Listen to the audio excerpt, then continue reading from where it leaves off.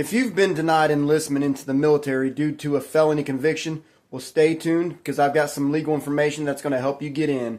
Let's go!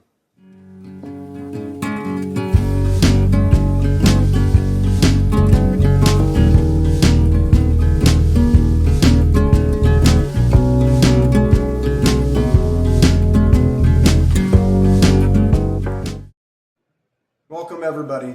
First thing we're going to do is discuss some federal laws dealing with this particular subject matter and your possible situation.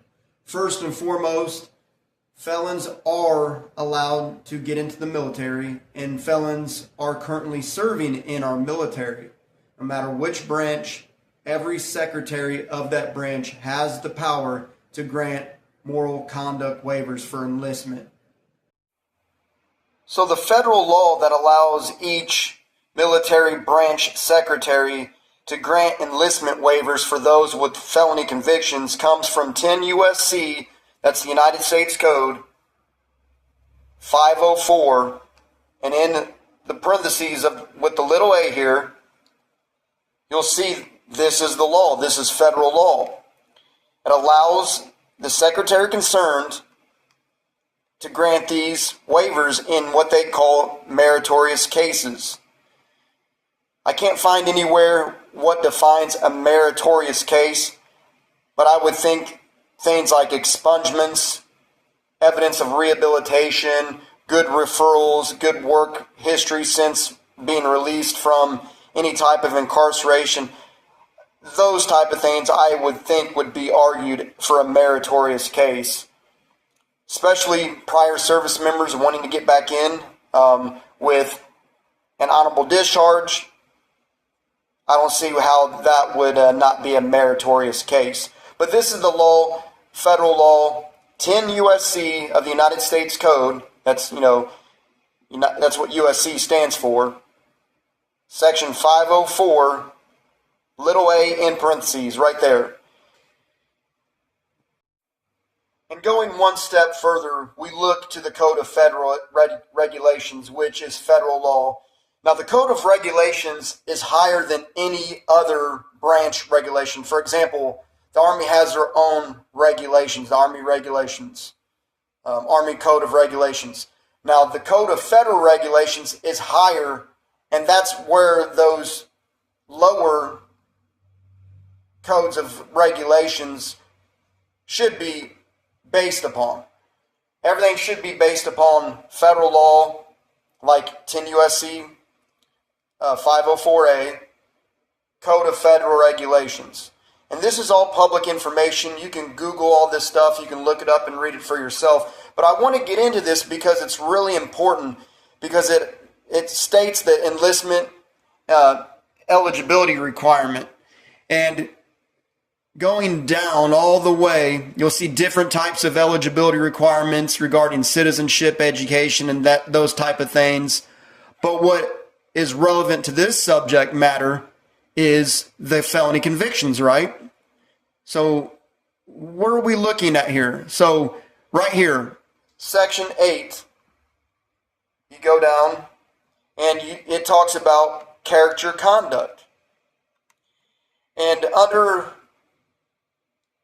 2 and 3, you'll see that, again, it mentions 10 U.S.C. 504A, which authorizes a waiver in meritorious cases.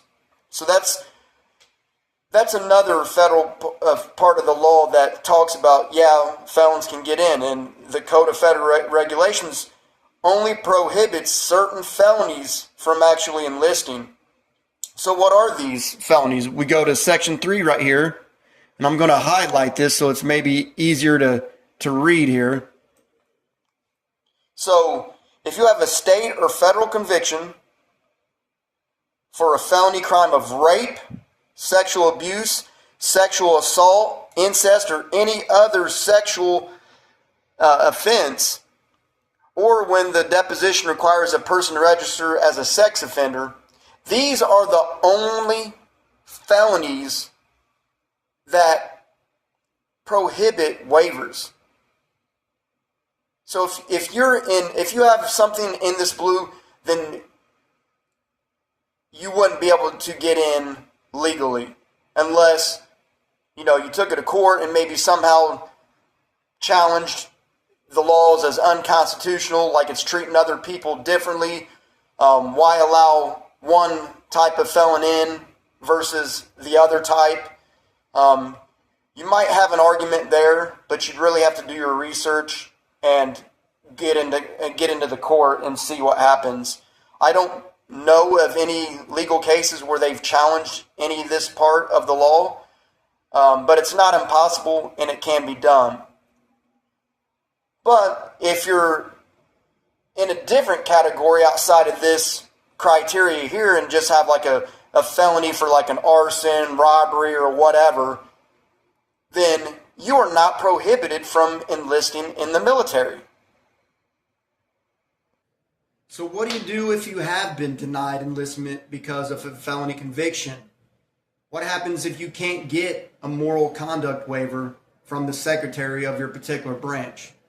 Well, unfortunately, once that has been denied, the only thing you can do is challenge that decision in federal court. And to do that, you're going to have to get very familiar with a part of the law called the Administrative Procedures Act.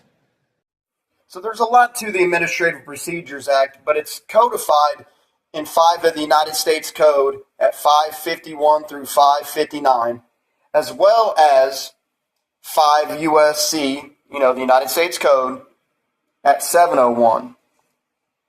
And the Administrative Procedures Act provides in pertinent part that, quote, the reviewing court, so when you take this into federal court, they're going to be the reviewing court. The reviewing court shall hold unlawful and set aside agency action, findings, and conclusions found to be arbitrary, capricious, and abuse of discretion, or otherwise not in accordance with the law. And this comes from 5 United States Code 706 at paragraph 2A. And there's also a United States Supreme Court case that states the same under Heckler versus Cheney. And that's a 1985 United States Supreme Court case. So these are just some of the things that you're going to have to read. But United States Code 701, this is the beginning which explains how to challenge agency action, and the secretaries of each military branch, the departments themselves of the Army, the Navy, etc., those are all considered agencies, which allows them to be sued under the Administrative Procedures Act. Every case is going to be different. Every case is going to have its own particular facts and arguments, but these are the starting points to see how you're going to do that. So what makes it more problematic for people with other felonies getting into the military are actually regulations created by certain secretaries of each military branch. For example, in the Army, they have Army regulations, and the particular Army regulation that deals with felonies that they also include to bar enlistment are known as major misconducts, and it's talked about in Army Regulation 601-210. So they characterize other types of felonies such as arson, murder, and certain other felonies. You'd have to look them up, but they have a list saying, okay, in addition to what the Code of Federal Regulations state, we're also going to include these felonies and bar you enlistment. And that's where the problem occurs. They already allow other felons to get in. So what's the difference between your felony versus theirs? How can they legitimately say that your type of felony is going to somehow make whatever they do a problem? Like it's going to create this chaos or what? I don't understand the logic. How can they treat one felony type differently than another felony type? People make mistakes. People learn from those mistakes, and they want to move on. They want redemption, and they want to be able to serve their country. So I think they're going to have a hard time coming up with some government, explanation or interest as to why they prohibit certain types of felons in the military when they currently allow others in the military. And another thing that becomes more interesting and problematic for them is those felons that have expungements. Let's take a look how that works. Okay, since I'm from Indiana, I'm just going to use an Indiana law concerning expungements of convictions. A lot of people are eligible for expungements, and what that does, it's kind of like a second chance. And some states actually prohibit any type of discrimination for using the expunged conviction as a reason to deny them employment, licenses, or other opportunities. And in Indiana's case here, under Indiana Code 35-38-9-10, they make it a crime for anybody using the expunged conviction for any type of discriminatory act. So let's look in here under certain parts of this law because it's pretty interesting. So under Section E, any person whose record is expunged shall be treated as if the person had never been convicted of the offense. I'm going to highlight it right here for you.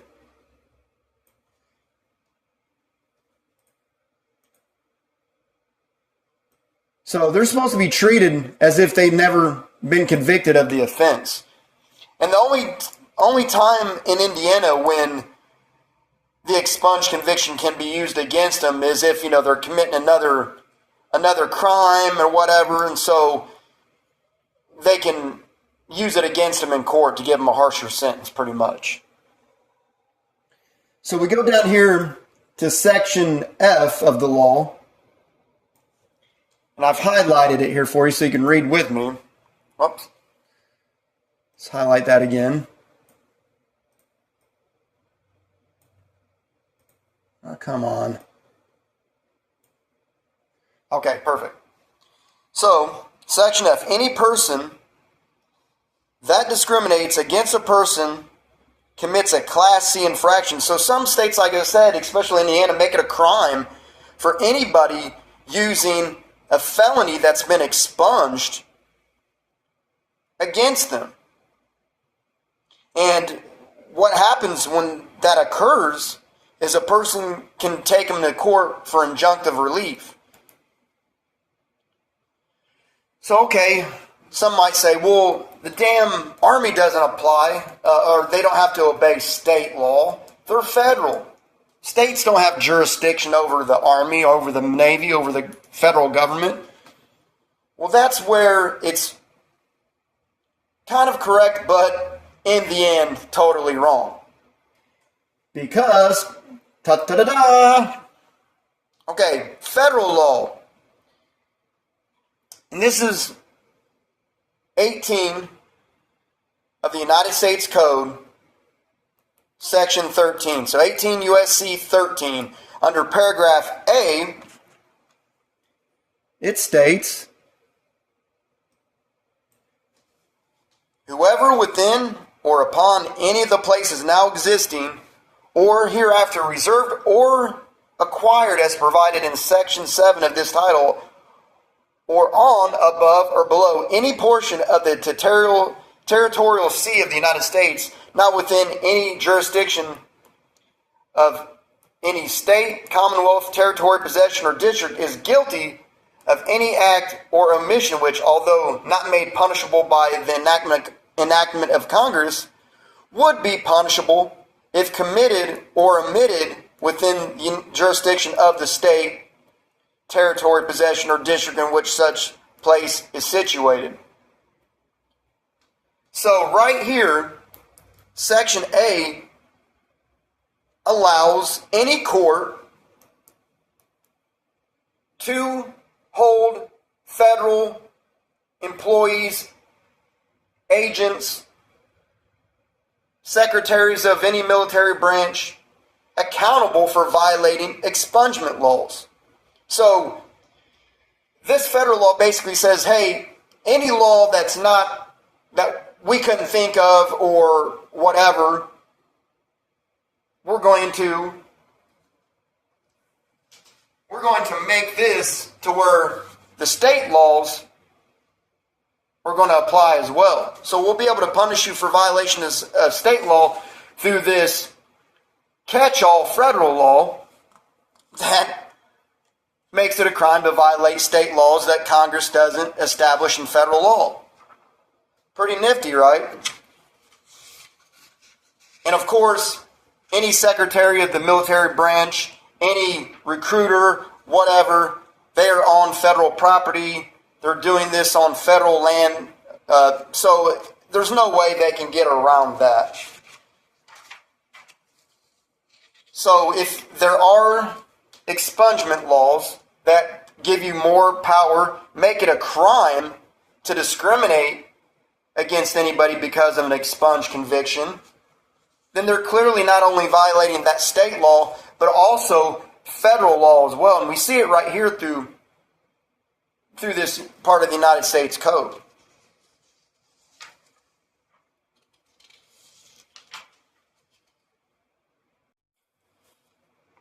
And this part of the federal law, 18 U.S.C. 13 little a, it's known as the Assimilative Crimes Act, the ACA. Alpha Charlie Alpha, baby. And like I've said, the ACA uses local statutes, codes, laws, those type of thing, to fill in the gaps in the federal criminal code where no action of Congress has been taken to define the missing offenses. And this has been long established by the United States Supreme Court under a case called Williams versus United States, decided in 1946. So remember this. If you're stating you're not getting in because of an expunged conviction, and that state law prohibits discrimination due to that expunged conviction, then actually they are also violating federal law under 18 U.S.C. 13A, which makes it an offense, and they shall be guilty. And let's look at this part of what it says here. I'm going to highlight it. Shall be guilty of a like offense and subject to a like punishment. So, if your state makes it a felony to discriminate because of an expunged conviction, then under federal law, these military staff, personnel, leaders, whatever, they're going to be guilty of a like offense and subject to the same punishment. So again, how can the military legitimately withhold a felon from enlistment when they have an expunged conviction on top of it that protects them, and which further is illegal and prohibited by federal law for them not to deny enlistment because of the expunged conviction? It's in black and white. Like I said, every case is going to have its own facts. Every case is going to have its own argument, but they'll be very similar. And I'm hoping that you use this information. Of course, I'm not giving you legal advice. I'm just sharing legal information. So do your research, read up on these laws, and take these people to court. File it in federal court and do your research. I mean, these laws right here are pretty clear. So, like I said, I don't understand how the military think that it's okay to discriminate against people because of felonies when they already allow felons to get in, when Congress has stated unless you have, some kind of sexual felony conviction, that you can't get a waiver, and when other waivers are not prohibited, what ground can they prevail on? It's, in my opinion, illegal for them to deny you enlistment because of a felony conviction. And I dare to say that it's probably been going on because no one's taken them to court to challenge this.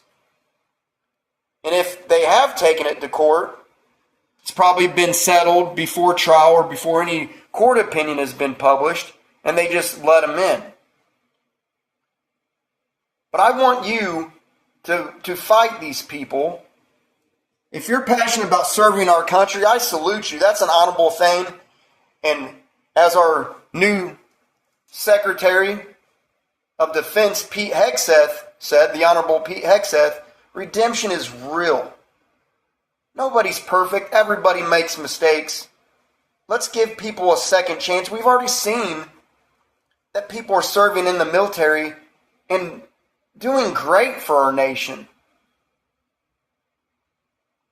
It's time that we change a lot of things. If we really want to strengthen our nation, we've got to open the doors to a lot more people.